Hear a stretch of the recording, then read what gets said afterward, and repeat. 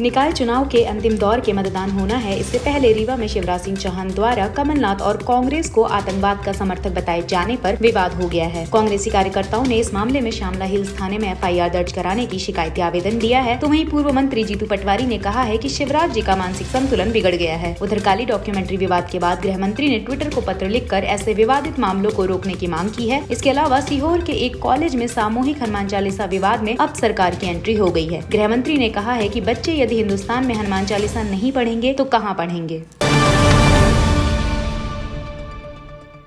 मुख्यमंत्री शिवराज सिंह चौहान द्वारा पूर्व मुख्यमंत्री कमलनाथ को आतंकवादी कहे जाने के बाद कांग्रेस शिवराज पर हमलावर हो गई है। पूर्व मंत्री और विधायक जीतू पटवारी ने सीएम के बयान पर पलटवार करते हुए कहा कि शिवराज 3 बार चुनकर आए, लेकिन अब वो लूट की सरकार के मुखिया हैं। उन्होंने कमलनाथ को आतंकवादी कहा तो मुझे प्रदेश के मुखिया पर आशंका हुई कि कहीं उनका मानसिक संतुलन तो नहीं बिगड़ गया। जीतू ने कहा कि आप जिस तरह की भाषा बोलते हैं आपको शर्म आनी चाहिए।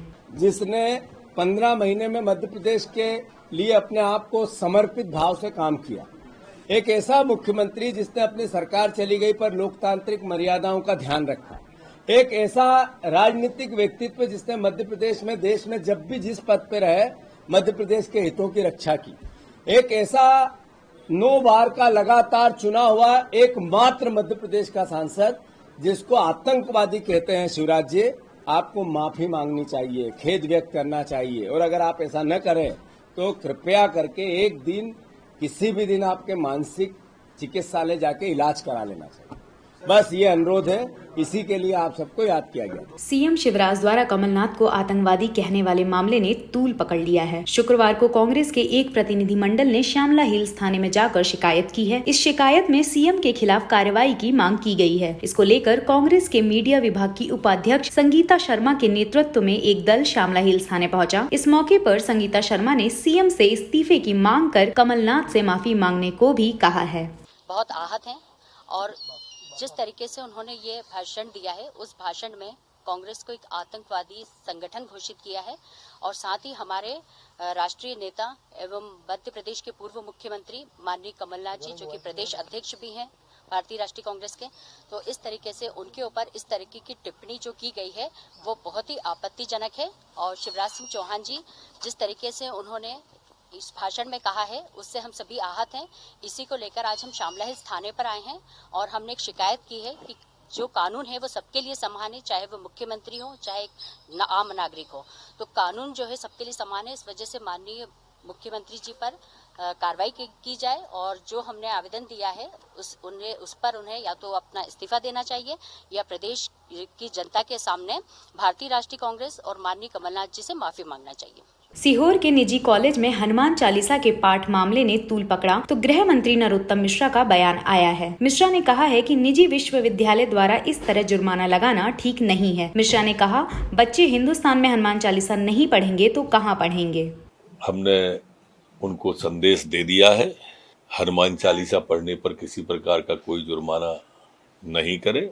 बच्चों को समझाइश जैसी चीज तो दी जा सकती है, हनुमान चालीसा हिंदुस्तान में नहीं पढ़ेंगे तो कहाँ पढ़ेंगे। चूंकि उन्होंने हनुमान चालीसा का पाठ किया था, शोर के कारण से सिक्योरिटी गार्ड और दूसरे बच्चे और उनके पालकों के फोन आए, तो उसमें उन्होंने उसका किया है। मैंने कलेक्टर को विस्तार से जांच के आदेश दे दिए। उधर गृह मंत्री नरोत्तम मिश्रा ने ट्विटर के माध्यम से धार्मिक विषयों पर आपत्तिजनक और भड़काऊ पोस्ट पर रोक लगाने की मांग की है। काली डॉक्यूमेंट्री मामले में विवाद बढ़ने के बाद गृह मंत्री ने पत्र लिखा है। इससे पहले मध्य प्रदेश पुलिस भी ट्विटर को पत्र लिख चुकी है। ये खेल कांग्रेस का है, काली जैसे मामले पर वो नहीं बोलेंगे, ये हम जानते हैं। हमने ये पत्र कल भी विभाग से जारी किया था और आज ये हम ट्विटर के लिए एक व्यक्तिगत पत्र भी लिख रहे हैं कि इस तरह के जो सांप्रदायिक और दूसरे के धर्म को या भावना को ठेस पहुंचाने वाले में ट्विटर को टूल का उपयोग कर रहे हैं, वो टूल का उपयोग ट्विटर का न हो, किसी की भावनाएं आहत न हो, इसके लिए ट्विटर को आगे आना चाहिए।